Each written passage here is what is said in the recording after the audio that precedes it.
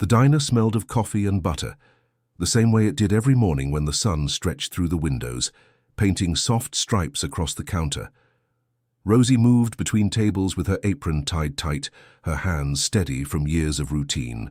Every morning at exactly 7, the door would open with a soft creak, and the same old man would walk in wearing the same grey coat and that same gentle smile.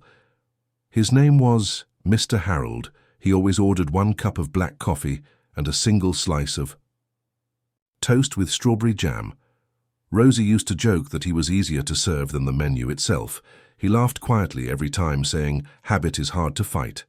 She liked him because he was polite, never complained, never hurried. She often noticed how his hands trembled slightly when he lifted his cup. So one morning she poured him a little extra and said gently, "This one's on the house, you look like you could use a refill." He smiled that tired but grateful smile and said, "You're too kind, Miss Rosie." After that morning, she always added something extra to his plate, a muffin, a bit of bacon, sometimes a small piece of pie. He tried to pay, but she refused each time, saying, "You can pay me back by showing up tomorrow." And he always did, until one day he didn't. The morning passed without the familiar sound of the door. The coffee stayed warm but untouched by the window. Days turned into a week, and his booth stayed empty. Rosie began to worry, though she never said it aloud. She kept pouring. An extra cup of coffee each morning, placing it at his table out of habit or maybe hope. Then one cold morning a black car pulled up outside. 4 men in dark suits stepped into the diner, followed by 2 men carrying briefcases. The whole room went quiet. The taller man looked around before asking, "Who here is Miss Rosie Bennett?" Rosie froze the coffee pot still in her hand. "That's me," she said cautiously. The man stepped forward. "Miss Bennett, my name is Mr. Turner. I'm an attorney representing the estate of Mr. Harold Whitmore." She blinked. Not understanding Mr. Harold, he repeated, "Yes, ma'am, the same man who came here every morning. He passed away peacefully last week, but he left instructions to visit you first." He opened the briefcase and handed her a sealed envelope. Her name was written on it in careful handwriting that she recognized instantly. Her hands trembled as she unfolded the letter. "Dear Rosie, you gave me more kindness than anyone ever did. You never asked who I was or what. I had you just made sure I ate something warm and smiled at me when the world had stopped doing so. I was never just an old man with toast. My name is Harold Whitmore, and I built Whitmore Holdings. I wanted to leave you something for reminding me what humanity feels like. The diner is now yours, and a trust fund has been set up to keep it running. Keep being kind." Rosie stood frozen. The entire diner silent around her. Mr. Turner said softly, "There's more, ma'am. Mr. Whitmore left this for you." He opened a small box and handed her a key engraved with one word. Home tears filled her eyes as she whispered, "He always said this place felt like home, didn't he?" The lawyer smiled. "That's exactly what he said in his will." Miss Bennett, this place, reminded him of family. When the sun rose the next morning, a new sign hung above the door, Harold's Place. The first customer to walk in noticed it and smiled, saying, "I like the new name." Rosie smiled back, pouring coffee into 2 cups, one for the customer and one for the corner booth by the window, still kept empty for the man who taught her that kindness always comes back around. Weeks passed, and the diner, now called Harold's Place, grew busier than it had ever been. The story of Rosie and the old man spread through the town, whispered by customers and printed in the local paper. People came not just for the food, but for the feeling, the warmth that lingered in the air, like the scent of coffee and kindness. Rosie had turned the little diner into something rare, a place where everyone felt seen no matter who they were. Every morning she still poured a second cup of coffee and set it by the corner window where Harold used to sit. Sometimes customers noticed and asked why. She did it. She always smiled and said, "That's for a friend who taught me that kindness doesn't go unnoticed." One morning, as the sun rose and the bell above the door chimed, Rosie looked up, expecting another customer. Instead, she saw 2 men in dark suits walk in again. She froze for a second, then smiled, recognizing one of them. Mr. Turner, the lawyer. He greeted her politely. "Miss Bennett, I hope we're not intruding." She shook her head. "You're always welcome." He nodded toward the booth by the window, saying, "May we sit there?" She hesitated, then said softly, "Of course." When they sat down, one of them placed a small folder on the table and said, "Mr. Whitmore left another set of instructions to be fulfilled 1 year after his passing. He requested that we deliver this to you today." Rosie blinked, confused. "Another letter?" The man nodded. He was a careful man. "Miss Bennet." She took the folder and opened it. Inside was a handwritten note and several official papers. The note read, "Dear Rosie, I know you never cared about money, so I didn't want this to change you. I just wanted to make sure you never stop doing what you love. I've arranged for Harold's Place to be registered as a charitable trust. You'll be its head, but it belongs to everyone who needs it. Use it to feed those who can't afford breakfast and to remind them that kindness still exists." Tears filled her eyes again as she read further. The documents confirmed everything. He had donated a large sum from his estate to keep the diner running for decades. Mr. Turner smiled softly. "You were the only person Mr. Whitmore ever called a true friend." Rosie wiped her eyes with her sleeve. "I never knew he was so lonely," he said quietly. "He wasn't after he met you from that." Day forward, Harold's Place changed even more. Each morning a few tables were reserved for those who couldn't pay. The walls were decorated with photos of regular customers and one large framed picture of Harold smiling beside Rosie from years. Volunteers from the town began helping out during weekends, delivering food to local shelters. The diner had become more than a business.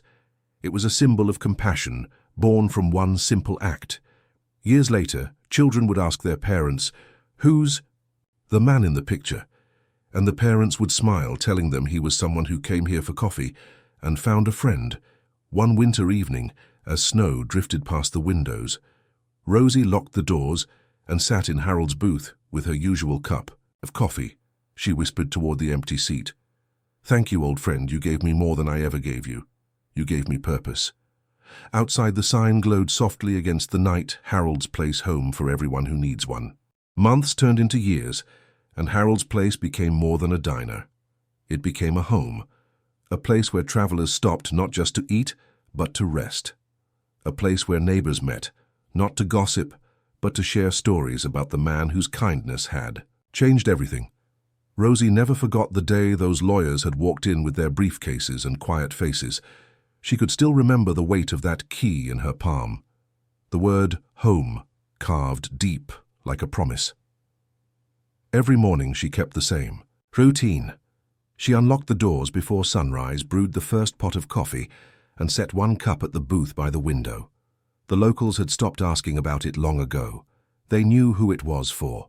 She would smile at the empty seat and whisper, "Morning. Harold, wherever you are, I hope you're having your coffee too." Her diner now helped hundreds of people. Every night a line formed outside the back door.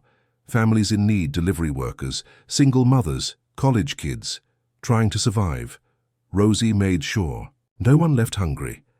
She hired people who had lost their jobs, taught them how to run the counter, how to smile through tiredness. She said, "If you feed someone with kindness, it stays with them longer than food ever could."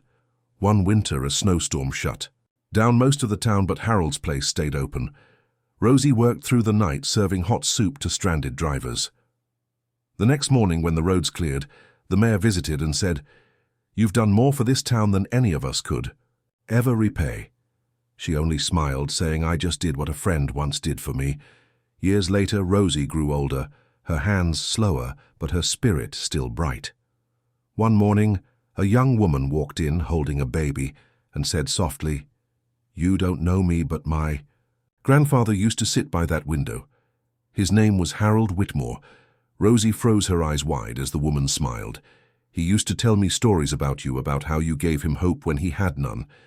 He told me to come here one day to see the place. That made him believe in good again." Rosie's hands trembled as she reached for the woman's hand, saying, "He was the kindest man I ever met." The young woman nodded. "I believe that he told me kindness was the only legacy worth leaving. And you've carried it beautifully." After that day, Rosie knew her work had come full circle. She began training the young woman to run the diner, teaching her every recipe. every little secret of the kitchen, saying, "Someday you'll be the heart of this place." When Rosie passed away, the town mourned like it had lost a family member. The sign above the diner stayed the same, Harold's Place, but below it they added new words in her honor, "Where kindness never closes." Every morning the same tradition continued. A cup of coffee sat by the window, steaming gently in the morning light, waiting for two old friends who had turned a small act of care into a legacy that would outlive them both. Years turned into decades, and Harold's Place stood proud under the same faded sign. The paint on the walls had changed. The tables had been replaced, and new generations of customers filled the seats, but the heart of the diner never shifted. Every morning without fail, a cup of coffee was still poured by the corner window for the friend who had once sat there with quiet eyes and a gentle smile. The young woman who had inherited the diner from Rosie ran it the same way she had been taught, by kindness, first, profit second. She greeted everyone by name, whether they were rich or poor, regular or stranger. Her laughter reminded the staff of Rosie's, and her calm eyes carried the same warmth that had once drawn Harold back every morning. Under her care, the diner grew beyond a local cafe. It became a place of refuge for travelers' lost souls and anyone who needed a meal without judgment.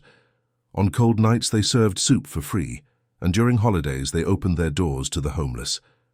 The community often said that Harold's Place didn't just serve food, it served hope. One day the woman found an old wooden box tucked behind a loose tile in the kitchen. Inside were two letters, one from Rosie and one from Harold. Rosie's handwriting was delicate, worn with time. It read, "To whoever finds this, keep the coffee brewing by the window." It's not just for Harold anymore, it's for anyone who ever gave or needed kindness. The other letter was from Harold, dated years before Rosie had passed. It read, "This place carries more power than you'll ever understand. It fed me when I was hungry, but not for food, it fed my soul." The young woman placed both letters in a frame on the diner's main wall, beneath a simple plaque that said, "Kindness built this place." People often stopped to read them, their eyes softening as they realized how a small act between a waitress and an old man had grown into something timeless.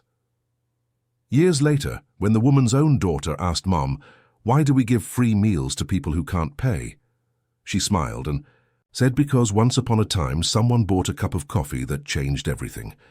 That evening, as the sun dipped behind the town, the lights inside the diner glowed warm against the windows. Families laughed, strangers shared stories, and the smell of coffee filled the air. Outside, the old sign swayed gently in the wind, still shining with those familiar words, "Harold's Place, home for everyone who needs one." And so the story lived on through every meal served, every smile shared, every heart touched by a kindness that never asked for recognition, only remembrance. If this story made you smile, share it with someone who needs a reminder that accidents can turn into beautiful beginnings.